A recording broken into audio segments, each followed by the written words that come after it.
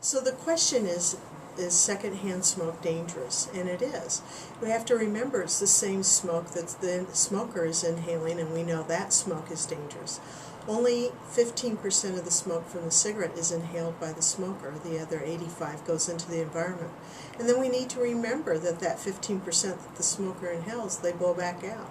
So everything that the smoker gets when they smoke, those in the environment of secondhand smoke also get. Secondhand smoke is especially dangerous for cancer patients because at the time of treatment their immune system is lower.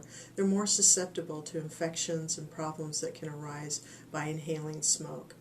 The other thing to keep in mind is that they're then also taking in a bunch of additional cancer-causing agents and nicotine, which nicotine has been shown to help establish blood supplies for certain cancers, making them grow even faster.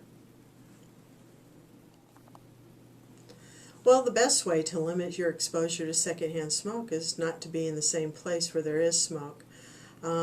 Avoiding businesses and places where people are smoking is the best thing you can do. But if that's not an option, then of course just stepping out into another room where there is a less concentration of the smoke. Obviously a room that has more circulation is going to be better than a room that is there's no air circulation. If you live with a smoker, one thing you can think about is setting up the smoke-free areas and the smoking areas, and then making sure that people adhere to that. That way both people feel like they've got their own space to go.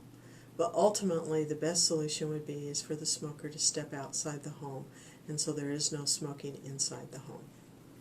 I've been asked a lot about what people can do to help encourage their loved ones. I can tell you this, lectures don't work.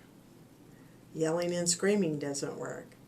So if you really want to encourage someone you love to quit smoking, this is what I recommend. Tell them how much you love them and how much you want to live a long life with them. Tell them that you believe that they can quit smoking and that you're here to help when they're ready. And never let them forget those things.